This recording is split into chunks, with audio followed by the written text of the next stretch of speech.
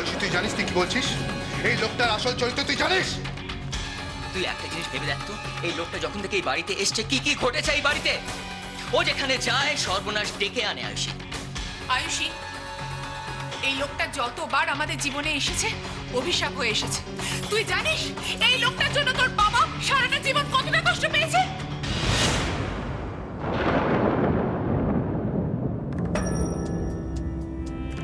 তার প্রায়শ্চিত্ত করে এসেছি আমি,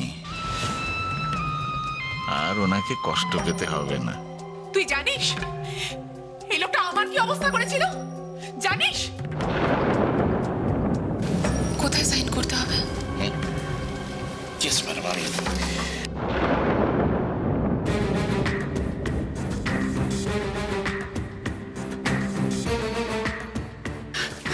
আপনাকে এখন আমাদের সঙ্গে থানা যেতে হবে।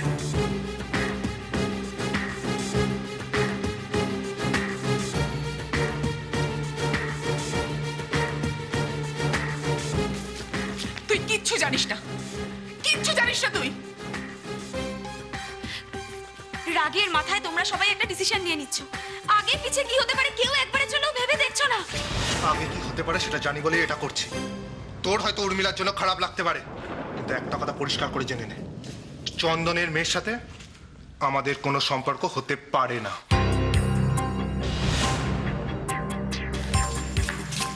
দিদু, তুমি ওই একই কথা বলবে তাই না? আচ্ছা বাবা, তোর মা তোর মামারা যা যা বলছে তারপরেও তুই তুই কেন এসব বিশ্বাস করতে চাইছিস না? দিদু, আমি তো কিছু অস্বীকারও করছি না। আমি তো ভালো মতো বুঝতে পারছি উনি দোষী, উনি অপরাধ করেছেন। কিন্তু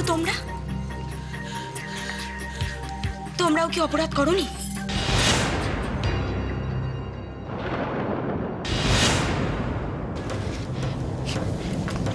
ছোটবেলা থেকে শুনে এসেছি, দেখেও এসেছি এই মৈত্রবাড়ির ঐতিহ্য।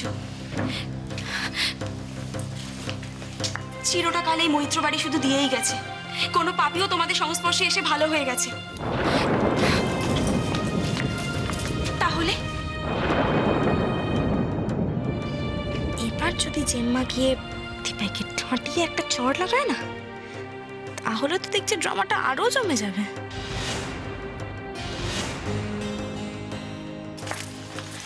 দিদু, তুমিই তো বলো জন্ম মৃত্যু বিয়ে সবকিছু ঈশ্বরের ইচ্ছের উপর।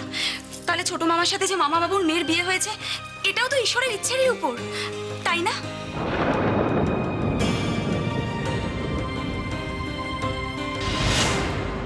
ইয়া বাস, এটা হেভি দিল তো। এ তো চামড়া দিয়ে আমড়া কাটার মতন কেস হয়ে গেল। সত্যি সবই তোমারই ইচ্ছে তো হচ্ছে গো মা, মা তারা। ঈশ্বরের ইচ্ছে? হ্যাঁ, তুই এটা বুঝছিস না যে ঈশ্বরের ইচ্ছেতেই এই লোকটা এই বাড়িতে এসছে, যাতে আমরা বুঝতে পারি যে এই লোকটা কতটা শয়তান, আমরা ভুল করছিলাম। এটা বুঝছিস না ঈশ্বরের ইচ্ছে? এটা তো এত কথা বলার কোনো দরকার নেই, কোনো দরকার নেই। আয়ুষী, যা জানিস না তা নিয়ে কথা বলবি না।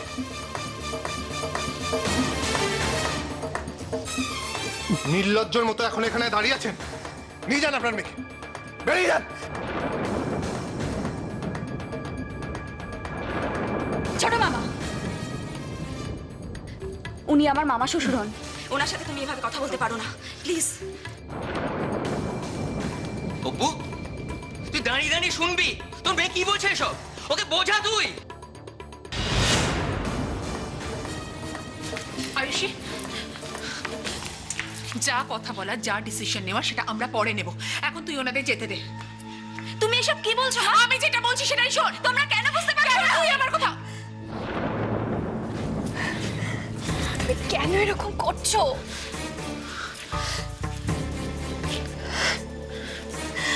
তুমি যাদেরকে ঠিক করে চিনো না, জানো না, তাদের জন্য কেন কাছের মানুষের কাছে এত খারাপ হয়ে যাচ্ছে বলো?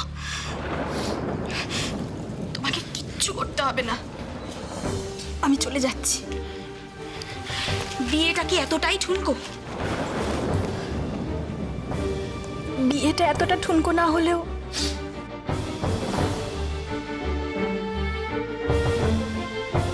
সম্পর্কটা এতটাই ঠুনকো যে মানি না বললেও চলে যাওয়া যায়।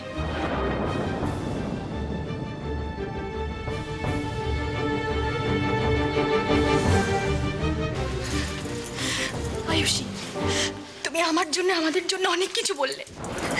আমি তোমার হাত জোড় করছি, আর কিছু বলো না প্লিজ, আর কিচ্ছু বলো না।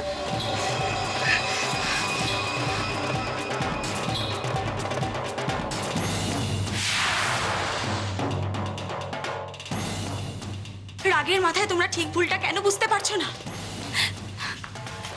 কেন এভাবে তোমরা সবাই চুপ করে আছো বলো তো? দিদা, তুমিও কি চুপ করে থাকবে? হ্যাঁ, কিছু বলছো না কেন? এই তো, মামি, মামি তুমি চুপ করে আছো কেন? সবাইকে একটু বোঝাও না প্লিজ। ছোট মামার সাথে কিন্তু ওর বিয়েটা হয়ে গেছে।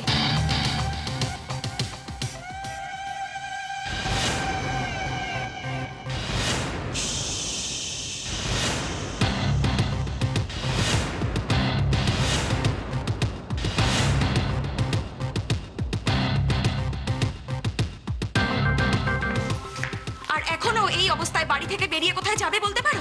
সেটা তোকে ভাবতে হবে না আয়ুষী। ভাবতে হচ্ছে বড় মামা, কারণ একজন বিবাহিত মেয়ের যাওয়ার জায়গাটা খুব কম।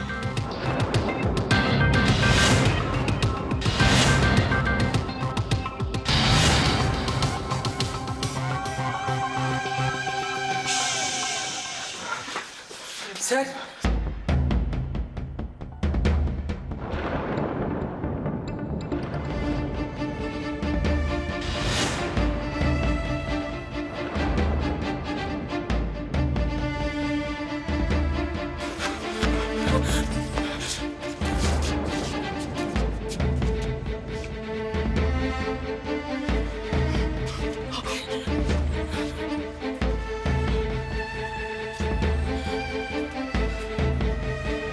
ময়ূক, দাদা দাদা দাদা দাদা না না দাদা, তুই তুই আমাকে ছেড়ে চলে যেতে পারিস না দাদা। না না, এটা হতে পারে না, কিছুতেই হতে পারে না।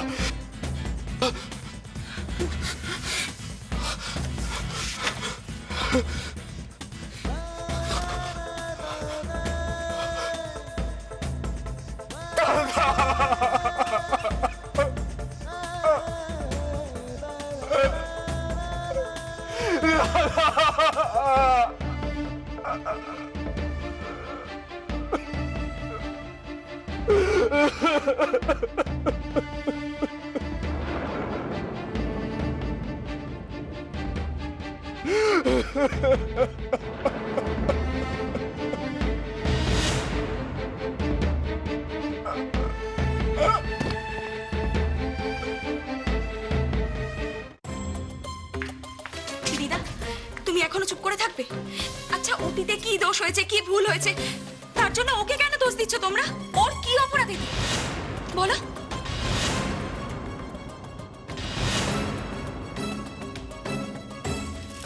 তোমরা সবাই পারো না ওকে ভালোবেসে কাছে টেনে নিতে? পারো না? তোমরা বাড়ির বয়োজ্যেষ্ঠ, তোমাদের মতটাই সব। তোমরাও কি আর 5 জনের মতো?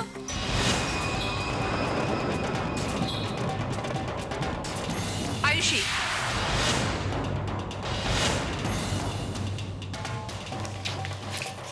সবকিছুকে আবেগ দিয়ে দেখার চেষ্টা করিস না। চুপ কর।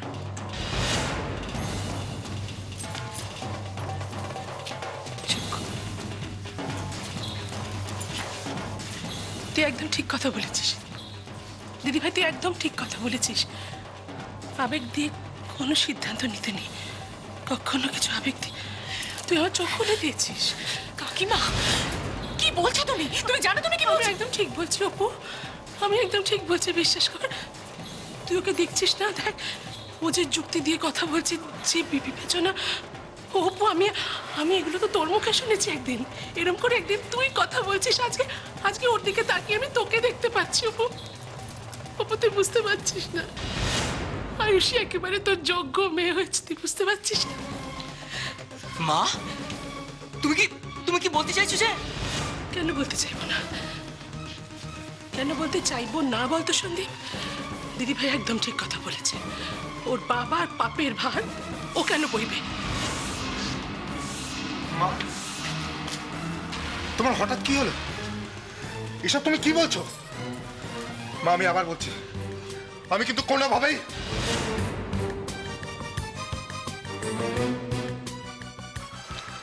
মা, মা কোথায় যাচ্ছ তুমি? আমার হাত ছাড়। কোথায় যাচ্ছ তুমি? তুই আমার হাত ছাড়বি। মা, তুমি যাবে না। তুই আমার হাত ছাড়। মা! ছাড় বলছি।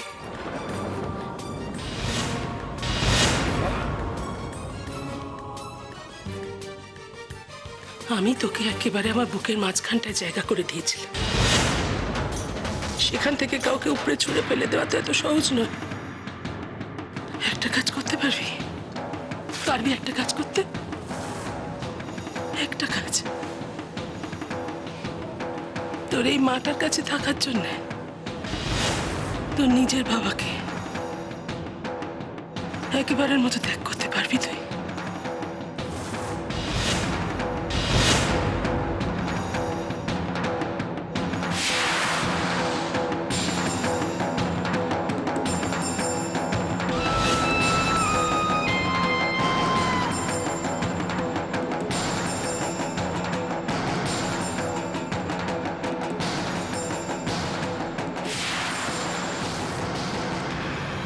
পারবি?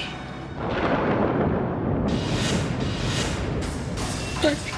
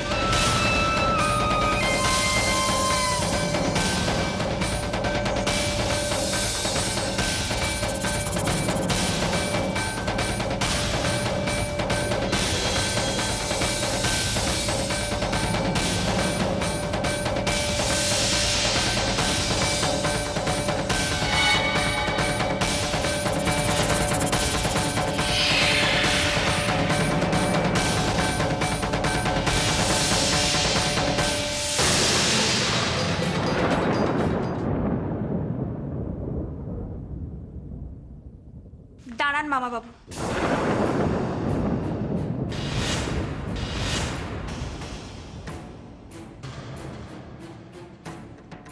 এরকম একটা শুভ দিনে আপনি আমাদেরকে এভাবে ছেড়ে চলে যেতে পারেন না মামা বাবু।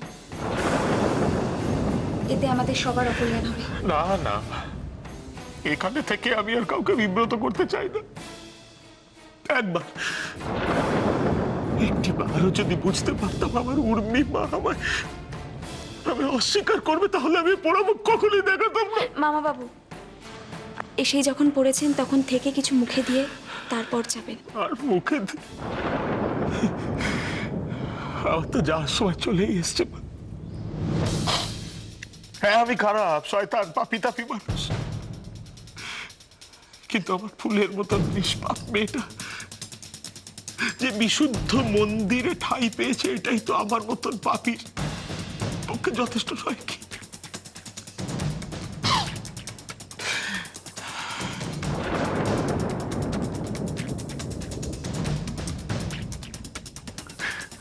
আমি মায়ের দিব্যি করে বলছি,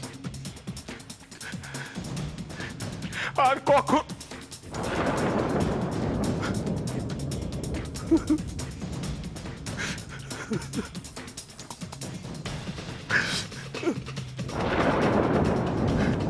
ম্যাডাম, ম্যাডাম, ম্যাডাম,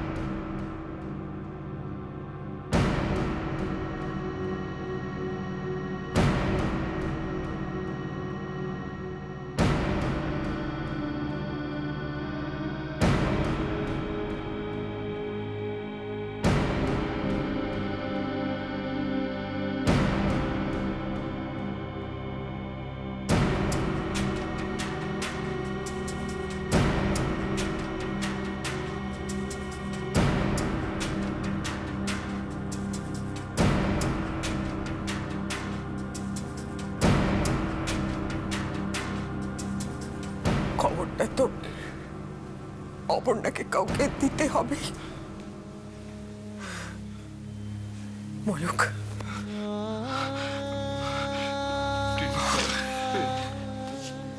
তুইমা তুমি তুমি আমাকে বলো না। দেখো আমার আমার সাহস নেই বৌদিকে এই কথাটা বলার। প্লিজ। সর্বনাশের খবর দেওয়ার মতন সাহস কারোর থাকে না ময়ূক।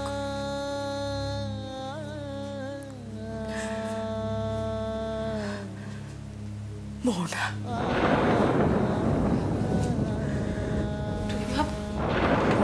আমি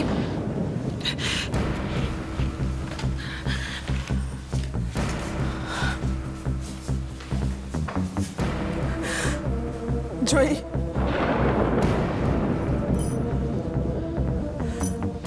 দেখো দিদি, ফোন করে খবরটা দেওয়া ঠিক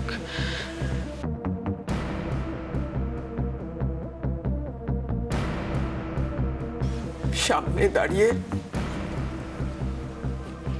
খবরটা তুই অপর্ণাকে দিতে পারবি? আমি তো এখনো ভাবতে পারছি না যে ছেলেটা ভগবান কেন আমাকে এত বড় শাস্তি দিলেন? কেন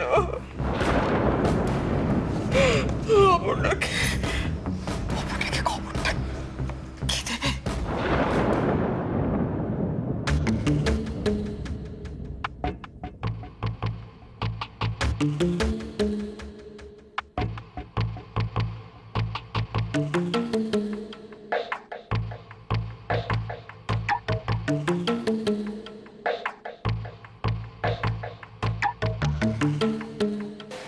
আমি খবরটা ফোন করে আমি দিই।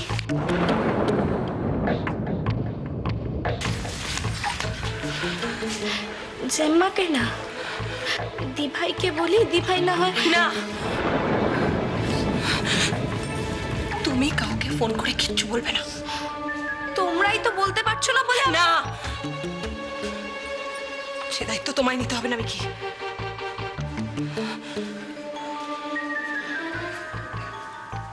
বাড়ির বড় হিসেবে তুই মারি ফোনটা করে বলা উচিত। মোহনা, আমি এই দায়িত্বটা নিতে পারবো না বলে তোমাকে